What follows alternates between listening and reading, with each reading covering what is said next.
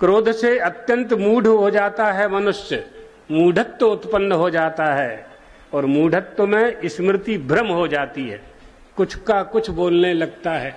मनुष्य को जब क्रोध आता है तो भूल जाता है कि हमारे पिताजी हैं।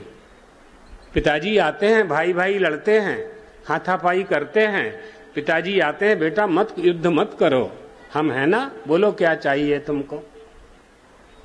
लेकिन क्रोधी पुत्र अपने पिता का भी अपमान कर देता है। अंधी करोमि भवनम बदरी करोमि। क्रोध मनुष्य को अंधा कर देता है। माँ जोर से पुकारती है, नहीं सुनता, बदरी करोमि, बहरा हो जाता है क्रोधी व्यक्ति। धीरम सचेतन मचेतनताम नयामी। बड़े बड़े विद्वानों की मति भी भ्रष्ट हो जाती है क्रोध जब आता है। इसलिए क्रोध को वश में करना चाहिए। क्रोध करने से हमारे मित्र भी शत्रु बन जाते हैं। क्रोध करने से हमारा परिवार, हमारा पड़ोसी बन जाता है, बंटवारा हो जाता है, भाग हो जाते हैं, बीच में से दीवार हो जाती है। पड़ोसी हो गया ना, एक घर के दो भाग हो गए, पड़ोसी हो गया। हमारा परिवार, हमारा भाई हमको छोड़ के चला जाता। क्रोध पर विजय प्राप्त करनी चाहिए। इसलिए भगवान कह रहे हैं, अर्जुन मूढ़ भाव से स्मृति में भ्रम हो जाता है और स्मृति में भ्रम हो जाने के कारण बुद्धि अर्थात ज्ञान शक्ति का नाश हो जाता है। ज्ञान शक्ति आच्छादित हो जाती है, ढक जाती है, ढक्कन लग जाता है, बुद्धि का नाश हो जाता है और पुरुष अपने वास्तविक स्वरूप को भूल जाता है। वास्तविक स्वरूप क्या है पुरुष का? जिस दिन उसका जन्म हुआ था, क्या उस दिन वो क्रोधी था? जिस दिन उसका जन्म हुआ था, क्या उस दिन वो लोभी था? जिस दिन उसका जन्म हुआ था, उस दिन क्या वो बैंक में रुपया जमा करने गया था? नहीं गया था। ये सब बाद में परिवार, माता पिता उसके ऊपर लादते गए, जगत का प्रपंच आच्छादित करते गए।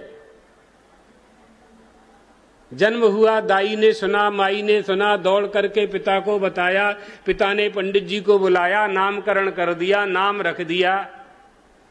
माता ने एक कपड़े को फाड़ा, चिंदी बना करके उसकी लंगोटी बना दी, कमर में पहना करके लंगोटी लगा दी, ऊपर एक कपड़ा पहना दिया, झब्बा पहना दिया। लादते जा रहे हैं ना आप सब कुछ लादते जा रहे हैं। वो वैसा है नहीं है जो उसका वास्तविक स्वरूप था।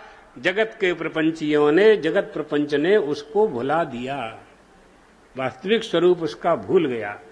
अब जब भूल गया तो अशांत हो गया।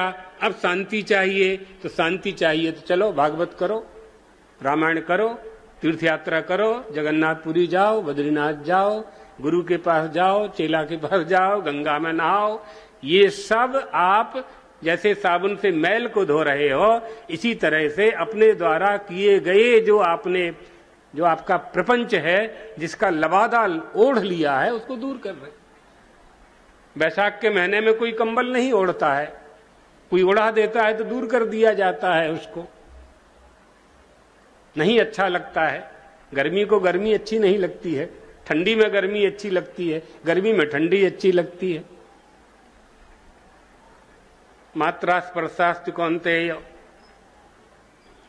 इसी तरह से जितना भी आरोपित, जो कुछ भी आरोपित है, उसको दूर करने के प्रयास में हमारा जीवन नष्ट हो जाता है।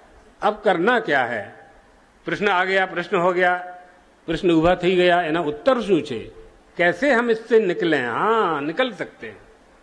कीचड़ से कीचड़ साफ नहीं हो सकती है। प्रपंची आपके प्रपंच को दूर नहीं कर सकते हैं। उसके लिए ज्ञान चाहिए, उसके लिए ज्ञान चाहिए। तन में मैल लग गया, स्नान से धो लिया। कपड़े में मैल लग गया, साबुन से धो लिया। मन में मैल लग गया, गुरु मंत्र की माला से स्वच्छ कर लिया। अब मन जब स्वच्छ हो गया और उसको ऐसा ही छोड़ दिया तो वो फिर मैला होगा। सो उसको कहीं ना कहीं किसी न किसी सत्कर्म में लगाए रहो, अनासक्त होकर के करते रहो। यज्ञ जप तप मख अनासक्त होकर के करो। आसक्ति अगर होगी तो फिर मैल लगेगा, एक बार आपका मन पवित्र हो गया, यज्ञ दान तपः कर्मो न त्याज्यम कार्यमेव तत्, आपका मन पवित्र हो गया। अब उस पवित्र को पवित्र बनाए रखना है। सो क्या करना है? पावनम पावना नाम, पवित्र को पवित्र करने के लिए भूतये राम नामो, हरे राम राम राम हरे हरे, हरे कृष्णा कृष्णा कृष्णा हरे हरे करते रहो, करते रहो, करते रहो। मन में मैल नहीं लगेगा, नहीं लगेगा।